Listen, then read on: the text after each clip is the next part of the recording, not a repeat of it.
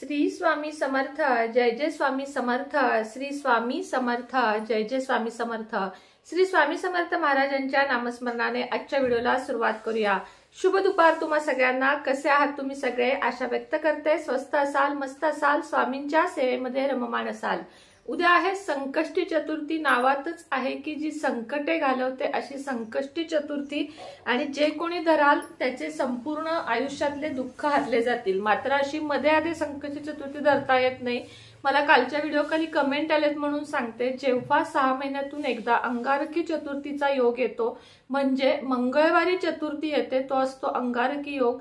त्या दिवशीपासून चतुर्थी धरता येते, अशी मध्ये आधी चतुर्थी धरता येत नाही। अंगारकी चतुर्थीपासून तुम्ही चतुर्थी 1 वर्ष धरेन असं बोला, संकल्प करा, 2 वर्ष धरेन किंवा आयुष्यभर धरेन असा संकल्प करा, आणि अंगारकी चतुर्थीपासून तुम्ही चतुर्थीचे व्रत करू शकता। चतुर्थीचे व्रत करताना लक्षात घ्या की तुम्हाला काहीही खाऊ शकता, खिचडी, बटाटा, तुम्ही ड्रायफ्रुट्स खाऊ शकता, तुम्ही म्हणजे जे काही उपवासाचे पदार्थ असतात, साबुदाणा, बटाटे, हे सगळं काही खाऊ शकता। मात्र जर पित्ताचा त्रास होऊ नये वाटत असेल, तब्येत बिघडू नये वाटत असेल तर सफरचंद, केळी, दूध, ताक, दही याच्यावर जोर द्या। साबुदाण्याकडे, शेंगदाण्याच्या कुटाकडे दुर्लक्ष करा, कारण त्यामुळे अतिशय प्रमाणात पित्ताचा त्रास होतो आणि त्यामुळे आपली तब्येत बिघडते, मन बेचैन होते, आणि एकदा का मन बेचैन झाले की आपल्याकडून सेवा होत नाहीत। म्हणजे मी हे सगळं सांगितलं ते कशासाठी, तर सेवा झाल्या पाहिजे। चतुर्थी धरली आहे, उपास धरलाय, झालं, संध्याकाळी सोडला, चतुर्थी संपली असं नसतं। तर चतुर्थीच्या सेवा आपल्याकडून घडल्या पाहिजेत। सगळ्यात आधी सर्वप्रथम सकाळी लवकर उठल्या उठल्या गणपतीचे स्मरण करावे। वक्रतुंड महाकाय सूर्यकोटी समप्रभा निर्विघ्नं कुरुमे देव सर्व कार्येषु सर्वदा असं बोलूनच सकाळची सुरुवात करावी। देवघरातल्या गणपतीचे लांबून दर्शन घ्यावे आणि या दिवशी सुरुवात गणपतीच्या नावाने करावी। त्यानंतर सर्वप्रथम तुम्ही आंघोळ करावी। गुरुवार नसेल तर, म्हणजे आता उद्या मला वाटतं बुधवार आहे, चालते, डोक्यावरून आंघोळ करावी।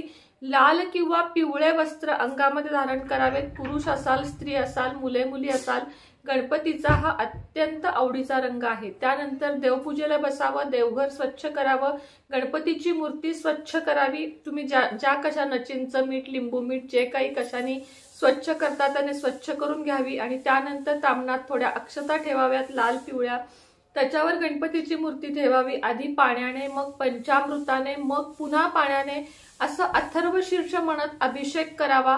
अथर्व शीर्ष म्हणता येत नसेल तर ओम गम गणपते नमः, ओम गम गणपते नमः एवढ्या मंत्राचा जप करत अभिषेक करावा। अभिषेक केल्यानंतर तुम्ही गणपतीची मूर्ती स्वच्छ पुसायची आहे आणि जागेवर अक्षता खाली ठेवून त्याच्यावर ठेवायची आहे। त्यानंतर त्याला अत्तर जे कोणतं तुमच्याकडे असेल ते लावायचं आहे, जानवं घालायचं आहे, कापसाचे वस्त्र घालायचे आहे, लाल रंगाचे जास्वंदीचे किंवा गुलाबाचे फूल घालायचे आहे। इतर पूजाही आपण करून घ्यायची आहे। आणि त्यानंतर तुम्हाला गणपतीला गुळ खोबऱ्याचा नैवेद्य सगळ्यात जास्त प्रिय आहे। सकाळी म्हणजे सकाळचं दाखवताना गुळ खोबऱ्याचा नैवेद्य तुम्हाला दाखवायचा आहे। 21 दुर्वा व्हायचे आहेत, लाल फूल व्हायचे आहे, दुर्वा, शमीचे पत्र असेल तर शमीपत्र अवश्य गणपतीला उद्याच्या दिवशी व्हायचे आहे। ही झाली सकाळची सेवा।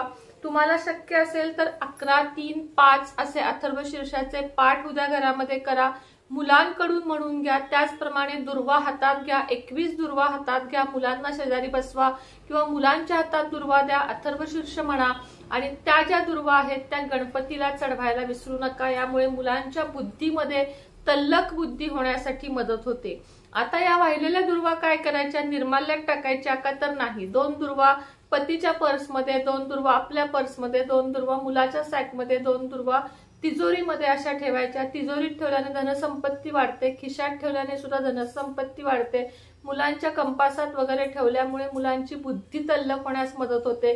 पुढच्या चतुर्थीला पहिल्या दुर्वा निर्माल्यात टाकाव्यात, पुन्हा दुसऱ्या ठेवाव्यात, असं नक्की करावं। हा दुर्वांचा उपाय तुम्ही करून बघा, तुमच्या आयुष्यात खूप सारा फरक तुम्हाला दिसेल। त्याचप्रमाणे दुसरा उपाय जो मी नेहमी सांगते, ज्या जमिनीत उगवलेल्या दुर्वा असतात स्वच्छ जागेवरच्या, एका दुर्वेने दुसऱ्या दुर्वेला गाठ बांधायची आणि आपली इच्छा बोलायची। यामुळे सुद्धा खूप मोठ्या मोठ्या इच्छा पूर्ण होतात। हा उपाय सुद्धा प्रत्येक चतुर्थीला आपल्याला करायचा असतो। तिसरी गोष्ट म्हणजे या दिवशीपासून तुम्ही 180 दिवस गणपतीला जर नुसते जाऊन आलात, अंघोळ करायची, चहा सुद्धा प्यायचा नाही आणि गणपतीला जाऊन यायचे. मी गणेश जयंतीपासून ही सेवा चालू केली आहे, तुम्हीही करा. अफलातून रिझल्ट आहेत. मनातल्या कठीणातल्या कठीण इच्छा पूर्ण होतात. अगदी तुम्हाला घर हवं असेल, तुम्हाला काय हवं असेल, हवी ती इच्छा तुम्ही रोज गणपतीजवळ बोलायची, रोज बोलायची, न चुकता रोज बोलायची.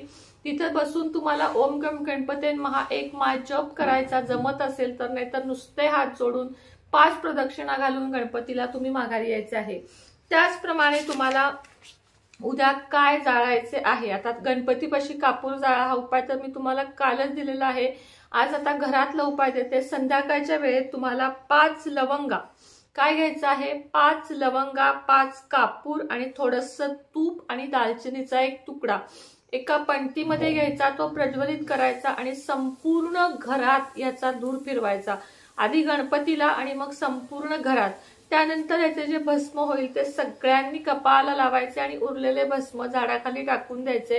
हा उपाय करून बघा, खूप प्रचंड ताकदवर उपाय आहे आणि ह्याने सुद्धा तुमच्या मनातील अनेक इच्छा पूर्ण होतील. सगळी पूजा अर्चा झाली की गणपती पुढे शांत बसायचे आहे. ओम गण गणपते नमःचा 108 वेळा जप करायचा आहे. त्याचप्रमाणे अथर्व शीर्ष जर जमत नसेल म्हणायला तर युट्यूबला लावून गणपती पुढे हात जोडून का होईना बसायचे आहे, गणपती स्तोत्र म्हणायचे आहे आणि त्याचप्रमाणे तुम्हाला गणपतीजवळ नवस बोलायचं आहे, जी काही तुमची इच्छा आहे तो.